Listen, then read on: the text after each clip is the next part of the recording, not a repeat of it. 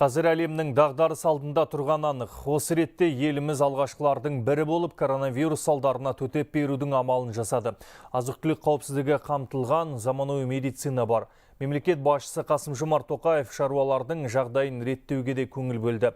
Ал елбасы өз кезегінде үндеуі арқылы халыққа рухани қолдау көрсетіп отыр дейді сарапшылар.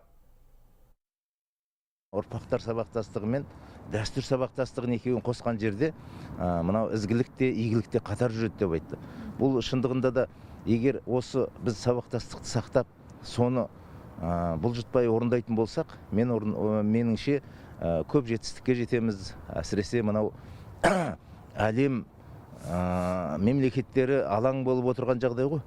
Екінші жағынан бұл енді экономикалық дағдарыстың ұшыда көрініп қалды.